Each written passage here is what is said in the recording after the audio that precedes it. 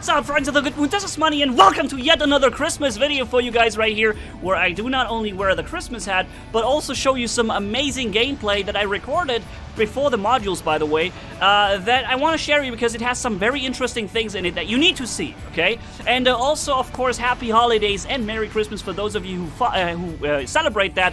And yeah, let's have a look at something. I'm obviously going to show you here the ARES in this video with the ARES and Ballista. And why I think this is a very powerful setup, I'm going to share this with you and explain in a few seconds. For now, I want to talk about the targeting system and why it needs a rework. You see this Inquisitor right there? I'm waiting for my shots to recharge and boom, hammer away at one last time at him before he stealth jumps. Now, I know he's going to be out of targeting for 7 seconds or so, or 8, so I get myself busy with the Kamiho. Now, I want this guy to be one-hit killed instantly as he comes out of stealth. So what I do, I'm already looking at him, I'm activating my built-in weapons now, and now I'm waiting for you. I'm ready for you. And all I need is you targeting system to help me do that, alright? Since we all know you're so reliable, let's get that going.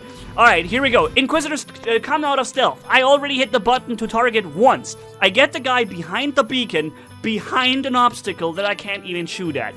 Okay, wonderful. Maybe it was too early for the targeting system to react so quick, okay? The Inquisitor just came out of stealth.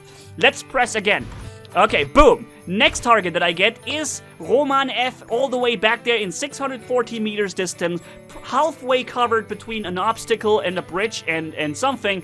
And meanwhile, my crosshair is directly at the enemy, and he is right in front of me. Okay? Alright, let's take another look. Targeting system, you cannot fail me so many times, can you? Let's press again. Oh, this time the targeting system thinks, oh, you want to get the guy 800 meters far away that is between two bridges between you and him. You have no line of sight, and you probably want this guy, right? No, I still want the Inquisitor that's right in front of me without any stealth. Exactly beneath my crosshair, by the way. Why is there even a crosshair if it doesn't even do anything? So now I was so sure that the targeting system wouldn't fail me that I actually fired my weapons now. And yeah, so my weapon shots just go into the wall in front of me and not into the Inquisitor, unfortunately. So, targeting system, give you another chance. Boom. Next target, 800 meters away, pilot Heinor or something, all the way back behind the bridge, behind the wall, and not in line of sight. And meanwhile, the Inquisitor has taken so much damage from my teammates that I'm probably not going to be able to do any damage to him anymore, and boom, there he goes. Thank you, targeting system, for wasting my time.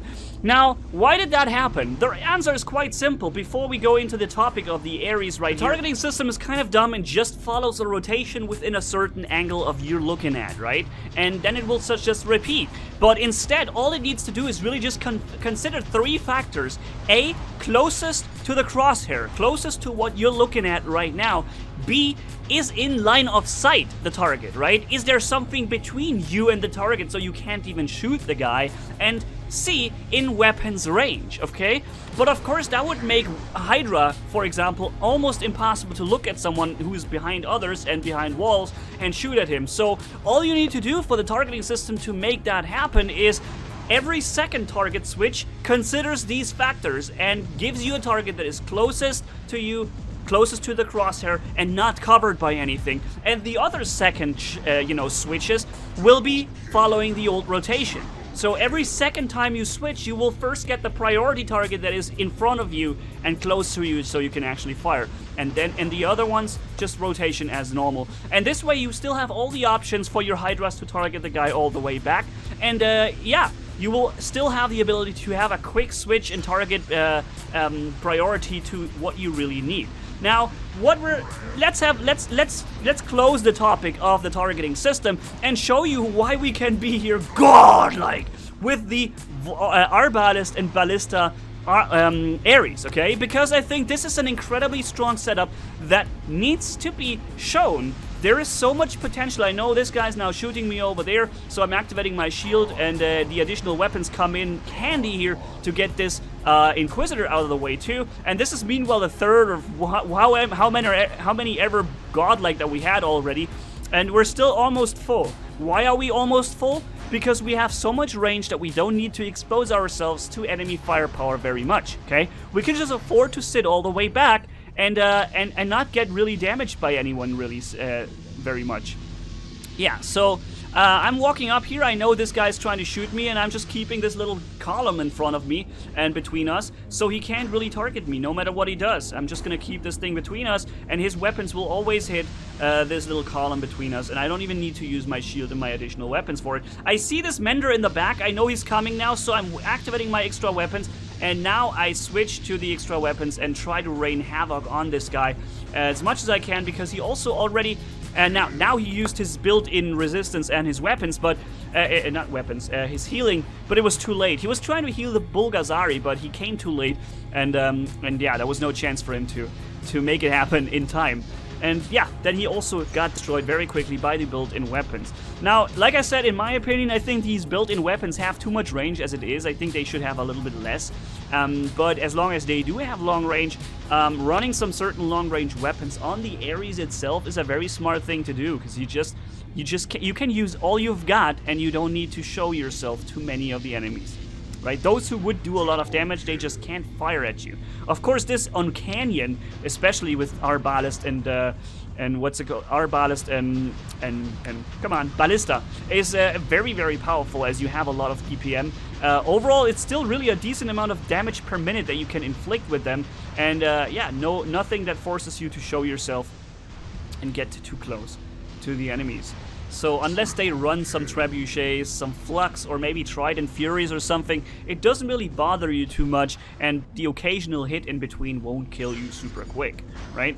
So, the first match is over. Let's see how much damage we have done with just this one ARES. 1 million damage and 10 kills. Pretty crazy. Alright, let's do this again and have some damage going on here with the ARES on Canyon. Sorry, Yamantau. Yet another long-range map that we're having right now, and we should be able to do quite a bit from it, and I already know where I'm going with this.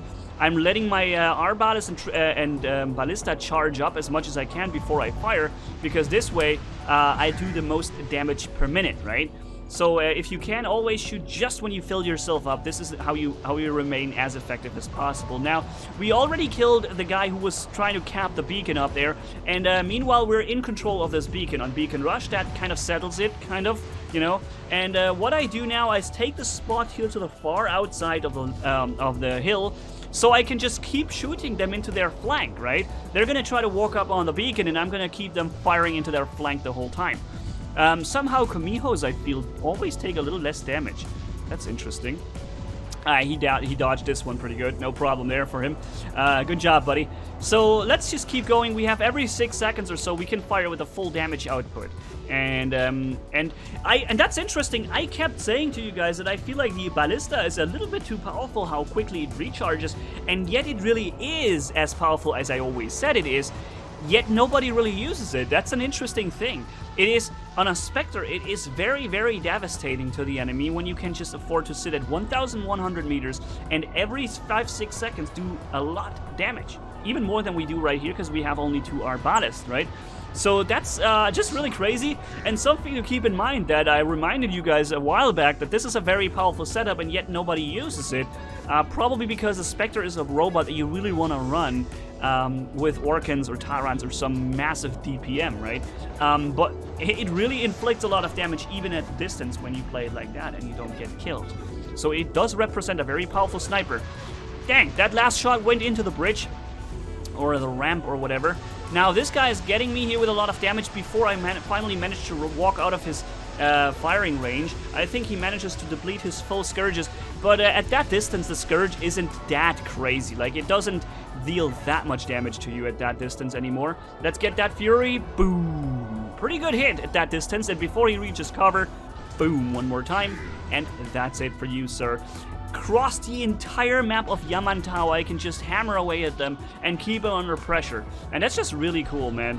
I like that. I like that I don't have to show myself, and I really drive them crazy. The Dragoons they have on their Fury, they are you know, used to dominating at range. Now they get completely suppressed by even greater range from this setup right here. And what makes this so interesting is that you not only have this long range option, even when somebody comes at you and tries to get you at short-range combat, even then, you will probably still succeed. And we're going to see this in a few seconds as to why I think this is kind of a universal setup.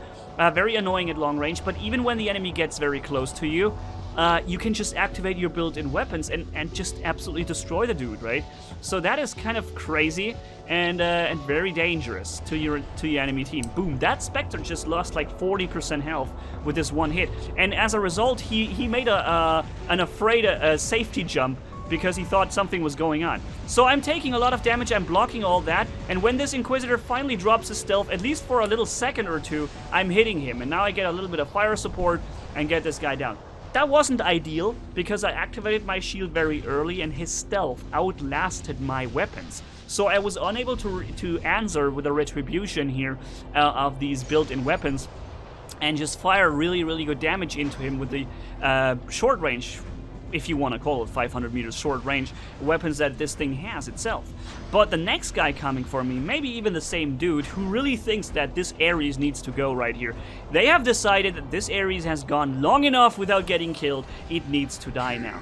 And I would agree, because look how much I'm doing from here. It's so annoying. So they're coming around with some, I think a Mender it is coming this way, trying to get me. I'm meanwhile shooting this guy into his open shield right there, and the Mender is dropping down. I'm getting him one hit while as he falls, and that's it for the moment. Let's let him come.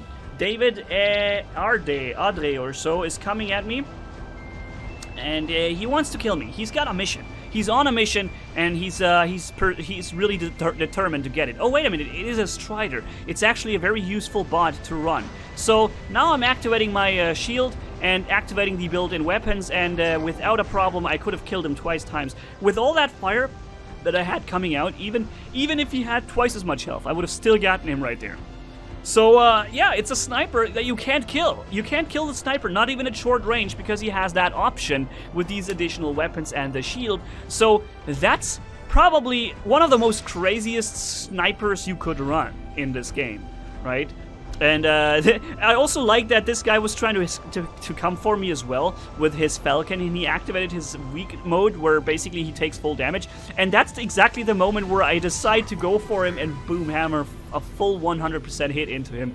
That would have otherwise only really done a little bit of damage. Now he's coming at me, I'm activating that shield, and this is a Falcon we're talking about. He's got a lot of health, and look how much I care about his much health. I'm just taking him apart. It is so crazy. Now I can shoot underneath the shield of that Lancelot because I'm shooting from far below. So he takes the full damage. Then I'm not even taking care of the Lancelot anymore, helping out on the other side of the map with this much range, no problem. And you find the Lancelot now retreating because he's being attacked by an Orcan Ember Inquisitor who's coming at me. Now I'm doing some stealth denied from over here, or basically hitting this guy within his stealth ability by shooting precisely into him, even though he was stealth. That was only possible because I was allowed to target something at the same level of height, right? Then you can do such a thing. And this Lancelot, he hates me. He really wants me to stop hammering into his flank the whole time because his physical shield won't help him that way. And yeah, boom, got him again. Now, what a crazy match. Let's see how much damage we have done. 1.35 million damage. We have carried the match. We've actually carried the match from here. We've even taken a beacon. And overall, we have been very, very damaging to the enemy team and very annoying, as you could see by two guys really devoting their existence in the match to finally getting me killed and still being unsuccessful with it. No matter what they throw at me, the ARES is going to succeed if it's just a one-on-one. And yeah, that shows why this is a very, very strong, dedicated sniper. And Pixonic, please do something about that targeting system. If you could, consider the suggestions I made. Where is it? Here's the situation.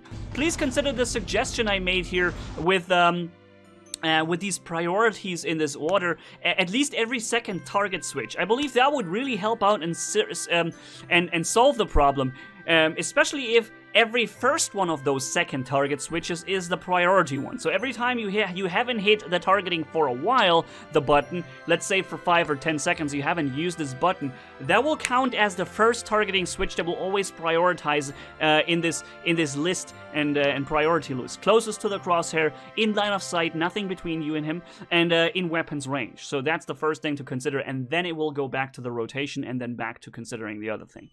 right? So that's at least what I would like to see happening. And yeah, I'm gonna leave it like that. Once again, happy holidays, everybody, and thank you guys so much for watching. If you enjoyed this video, leave a like and comment down below. And if you haven't already, hit subscribe, as brutal as a man can hit for more. Thanks for bearing with me. You guys are awesome. As always, Manni-Gaming signing off. Bye-bye.